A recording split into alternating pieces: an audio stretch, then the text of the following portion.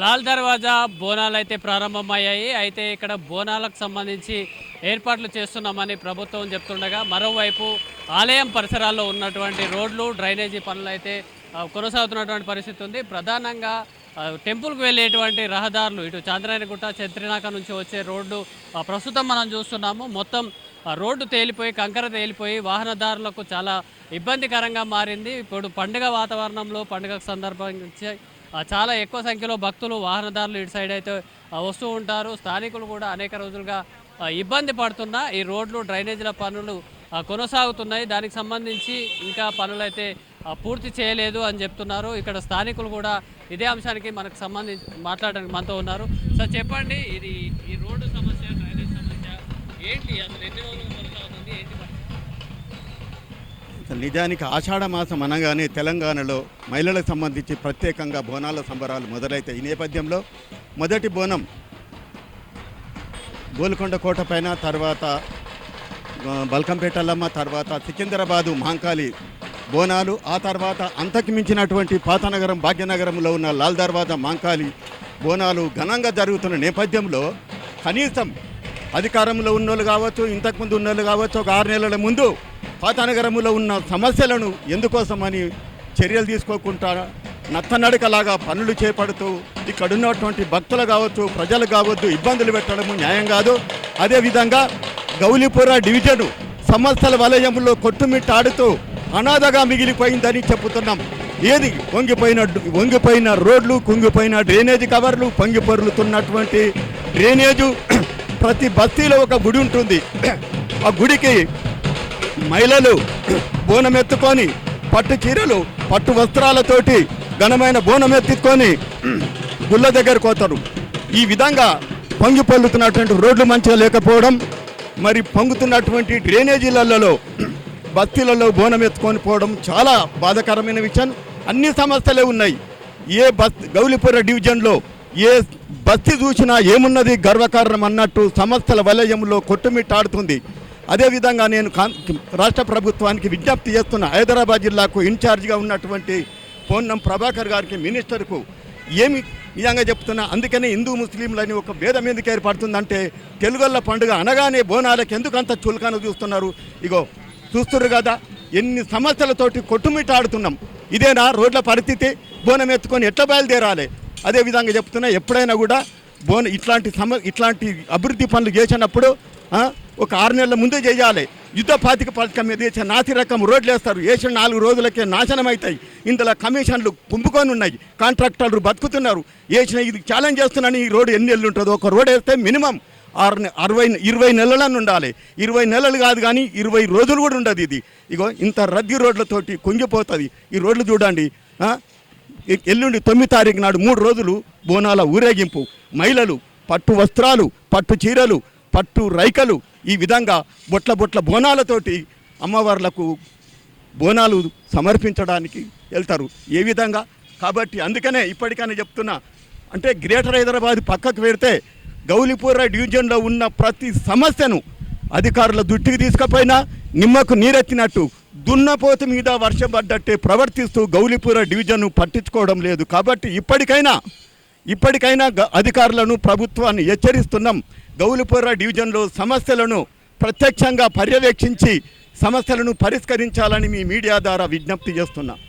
అయితే చెప్పండి, చాలా రోజులుగా కూడా ప్రభుత్వానికి విజ్ఞప్తులు చేస్తున్నారు. మరి ఇక్కడ జిహెచ్ఎంసీ కానీ వాటర్ బోర్డు అధికారులు రావట్లేదా? ఇక్కడ డ్రైనేజీ వర్క్ జరుగుతుంది, ఇక్కడ రోడ్డు కూడా ఖరాబైన పరిస్థితి ఉంది. ఆల్రెడీ మేము ఒకటి గ్రూప్ క్రియేట్ చేసినాం. ఇది మీకోసం, మా కోసం గ్రూప్ క్రియేట్ చేసినాం. గ్రూప్లో కూడా ప్రతిసారి చెప్పడం జరుగుతున్నది, మా సమస్యలు చెప్పడం జరుగుతున్నది. ఇప్పుడు మనము డాంబర్ రోడ్, సిమెంట్ రోడ్ వేసినాం. సిమెంట్ రోడ్ వేసినాక దాని మీద 15-16 డాంబర్ రోడ్లు వేసిండ్రు. ప్రతి ఒక్కసారి బోనాలకు ఒక్కొక్క రోడ్ వేయడం జరుగుతుంది. ఇట్లా రోడ్డు మీద రోడ్ వేసుకుంటూ పోతుంట 15-16 రోడ్లు అవుతున్నాయి కంపల్సరీ. దాని మా సమస్యను పరిష్కరించడానికి ముందుకు రావడమే లేదు. మేము ఒక గ్రూప్ క్రియేట్ చేసి గ్రూప్లో కూడా పెట్టడం జరుగుతుంది మా సమస్యను. ఆ సమస్యను మున్సిపల్ కమిషనర్ దాకా పోతుంది, కానీ వాళ్ళు కూడా పట్టించుకోవడం లేదు. అలా అంటే ఎందుకండి, ఎన్ని రోజుల నుంచి సమస్య ఎక్కడ ఉన్నది? మీరు ఇక్కడ జోనల్ ఆఫీస్ దగ్గరనే ఉంది, మీకు కూడా జోనల్ ఆఫీస్కి వెళ్ళారా, సర్కిల్ ఆఫీస్కి వెళ్ళారా, ఎవరిని కలిసారా, ఏ ఆఫీసర్ని కలిసి? మేము ముందు మా దగ్గర కౌన్సిలర్ ఉన్నాడు కదా, కౌన్సిలర్కి ఆయనకు తెలుసు, ప్రతి ఒక్క విషయం తెలుసు. ఇట్లా వర్షం పడ్డప్పటికల్లా నీళ్ళు వస్తాయి, మాకు అన్ని మా సామాన్లు ఖరాబ్ అవుతాయి, అన్నీ ప్రతి ఒక్క సమస్య తెలుసు.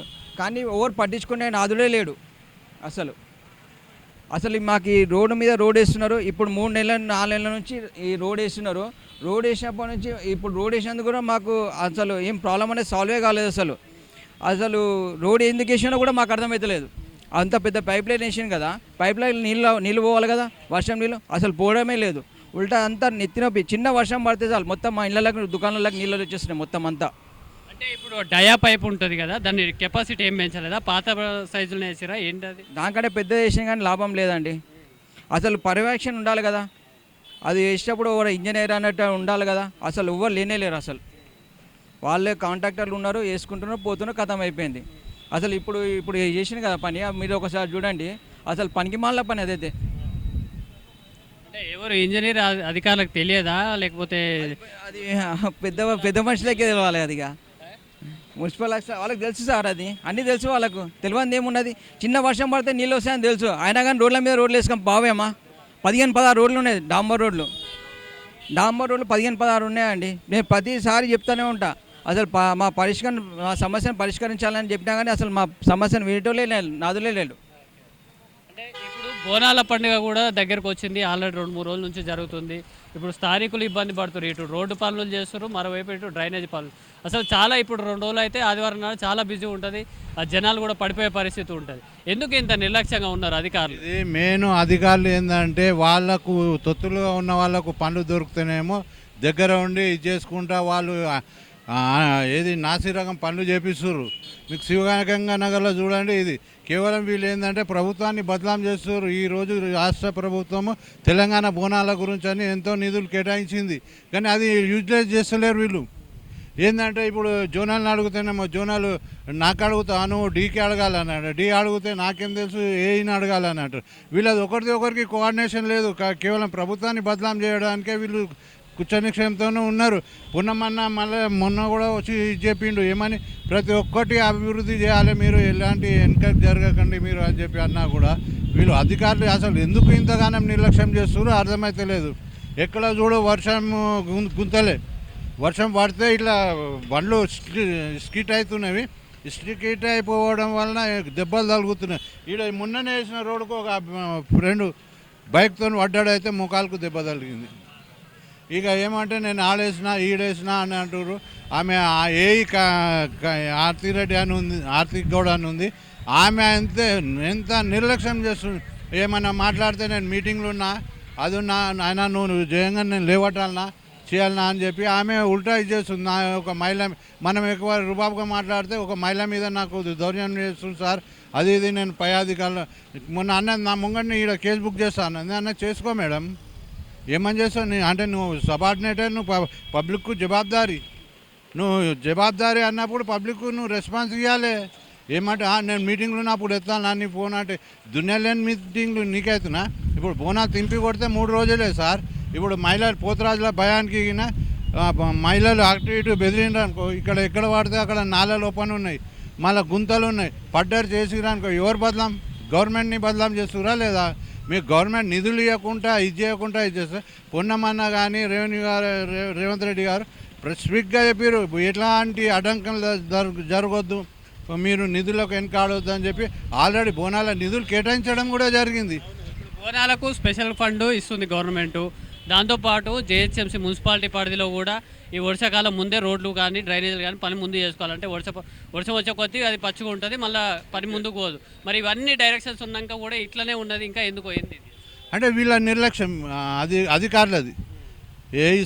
ఇప్పుడు డిసిల్టింగ్ వర్క్ ఉంది, టెండర్ మాసంలో ఇప్పుడు 3 నెలలు ఒకటి ఉంటుంది, మళ్ళీ ఏడాది మొత్తం ఒక టెండర్ ఉంటుంది. అయితే ఆ టెండర్ చేసి వాళ్ళని కూడా అసలు ఎవరు చేస్తారు, కాంట్రాక్టర్ ఓడు ఏందని ఇది చేయాలి కదా, చేయడమే లేదు. ఏమంటే ఆమె చేస్తారు వాళ్ళు చేస్తారు అని అంటారు. ఇప్పుడు అది మొత్తం ఈ శివగంగా నగర్లో చూడండి మీరు, వర్షాలు పడితే ఉన్నదంతా బయటకు వెళ్ళి ఆ ఇళ్ళకి వెళ్ళి బయటకు వెళ్ళలేని పరిస్థితి వాళ్ళు జంగమే డివిజన్కి వస్తుంది. ఆమె ఎంత నిర్లక్ష్యం అసలు ఏందనేది తెలుస్తలేదు. ఆమె ఎందుకు ఇది చేస్తుంది?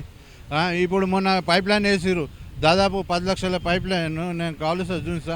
ఆ క్యాచ్ పిట్లు కూడా అడ్డం దొడ్డము డస్ట్తోనే, అసలు కనీసం పెయింటింగ్ కూడా చేయలేదు. ఇక చెప్దామంటే ఈయన నాదుడే లేడు. ఏమంటే అరే జోనల్కు దగ్గరకు పోయి అడిగితే మాకు చెప్తావా రాజు, వాళ్ళకే చెప్పుకోవాలి, నువ్వు వాళ్ళతో చేపియాలి అని అంటారు. సిఏ ఒక జాగా కూర్చుంటాడు, ఈ ఒక జాగాలో అసలు ఎవరు ఎక్కువ కోఆర్డినేషన్ లేదు. వాళ్ళు ఒక జాగాలో ఒక ప్లస్ అనేది లేదు. వాళ్ళకు వార్డ్ ఆఫీసులు ఇచ్చారు, వార్డ్ ఆఫీస్లో ఉండరు. ఎప్పుడైనా మొబైల్ చూసుకుంటా మజాక్ చేసుకుంటా మంతకాన్ని కొట్టుకుంటా కూర్చోవడమే తప్ప ఏమంటే అసలు లోకల్గా తిరిగి మనం రిప్రజెంటేషన్స్ ఇచ్చింది. నేను దాదాపు 1.5 month కింద లెటర్ ఇచ్చిన. అది ఇన్ఛార్జ్ మినిస్టర్ ఎండాజ్ చేసినాయి కూడా తీసుకొస్తే ఇప్పటివరకు ఒక ఎస్టిమేషన్ కాలేదు, ఒక వర్క్ కాలేదు.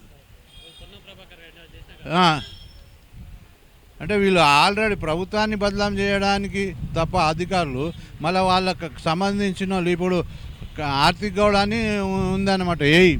వాళ్ళ బాబాయ్ వాళ్ళ ఫ్రెండు గుత్తేదారు. అసలు కనీసం సైడ్ మీద ఉండి వర్క్ ఏ విధంగా తీసుకోవాలనేది తెలియాలి కదా. అది లేనే లేదు. ఖాళీ క్యాచ్ పీట్లు ఒకటి నువ్వు కాలుస్తా, మీరు ఇప్పుడు వస్తా అంటే నేను స్వయంగా చూపిస్తాను మీకు. ఒకటవుతుంది. ఎంత ఈ ప్రాబ్లం అసలు అది ముందు చేయకుండా బాగుండేది. ఇవి ఇప్పుడు వట్టపల్లికి వెళ్ళి వచ్చే వర్షం నీళ్ళు గౌలిపూర జంగామేటు ఆడికెళ్ళి సంతోష్ నగర్ వరకు పోతాయి.